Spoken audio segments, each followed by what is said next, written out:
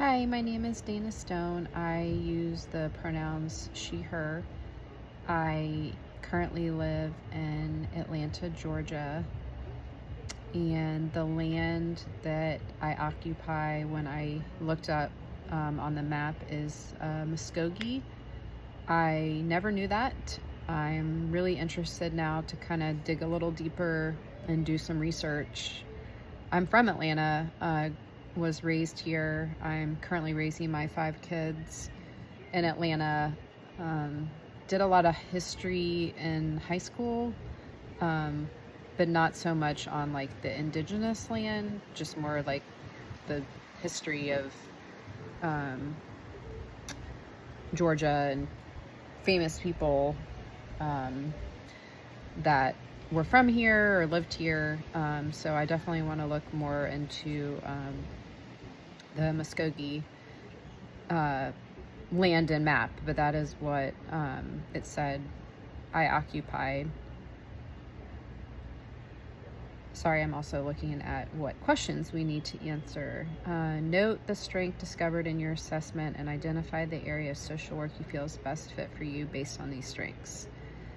My strengths, I wasn't very surprised at. These are the same strengths that I say have gotten me not in trouble, but I would say taken advantage of a lot of my life.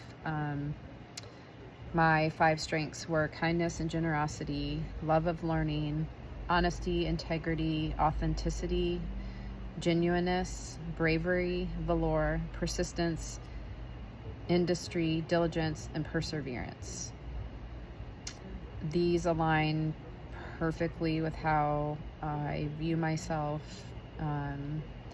I'm a giver. I have a huge heart. I've learned to a fault. I've talked a lot about this so far when I've been in social work, in school, in grad school, how I have helped, a lot of people that are deserving and want to be helped, but I've spent a lot of time, a lot of my energy, given up a lot of my life for people that never wanted to change, never wanted to help. And I'm currently experiencing that with the father of my 5 children.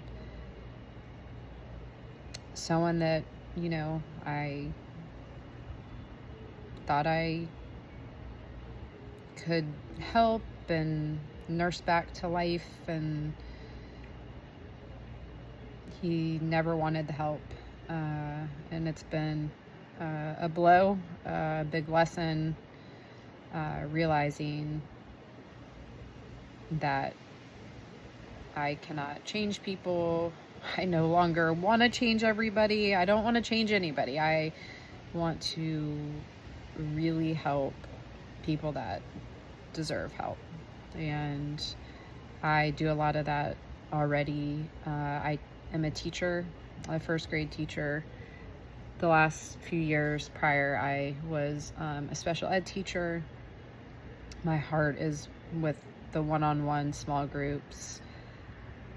Love to go home and know that I put a smile on someone's face, gave someone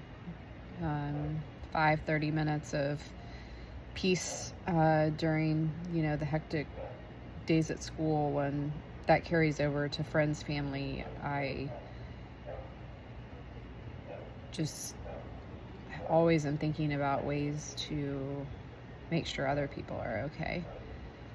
And I'm learning that I have to put myself first, because if I'm not mentally healthy and have taken care of me, I can't take care of my kids.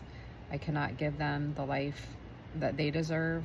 It's been a big lesson to say no, to set boundaries.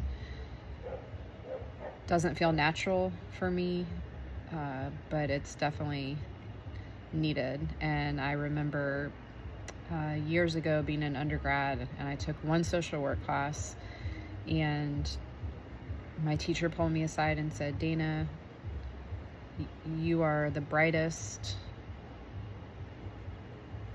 girl in this class, and you miss a lot of class, and I can't give you an A that you deserve because the syllabus says, you know, you can miss 3 classes, you've missed 7 classes. Do you want to kind of talk to me about what's going on? And, you know, I explained to him that my parents were going through a hard time, and I was trying to show up for my mom.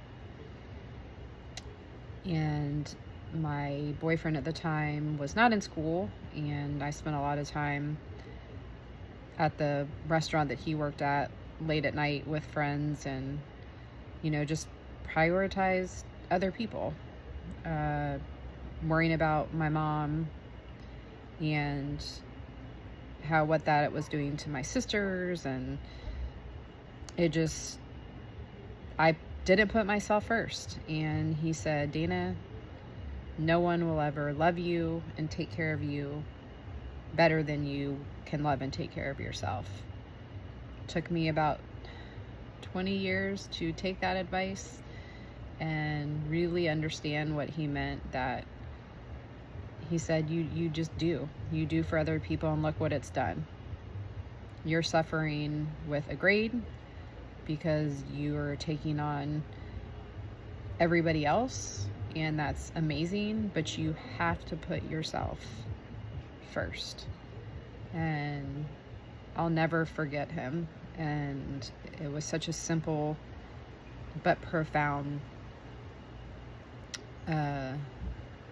lesson for me, and I'm really taking that to heart since I applied to graduate school. That was kind of a point in my life where I said, I deserve better. I deserve change. I deserve for me to be a priority, my kids, and I can proudly say I'm still there. So I would definitely say my top strengths are my strengths that are my best fit. And an action that I'll employ throughout this course to support my emotional, physical, spiritual, or behavioral well-being. I'm going to go to therapy. I want my kids and I to really dig deep and understand why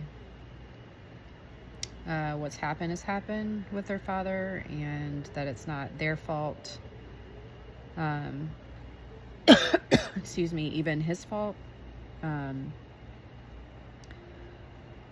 not sure, you know, what the issue is, and I don't feel like it's my place to try to figure it out anymore, but we deserve stability and love and warmth.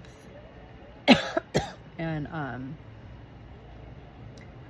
I want to go to therapy. I've been thinking a lot about it and just haven't made time for it, but it is going to be a priority to support us during this difficult time. Excuse me. That's it. Thank you.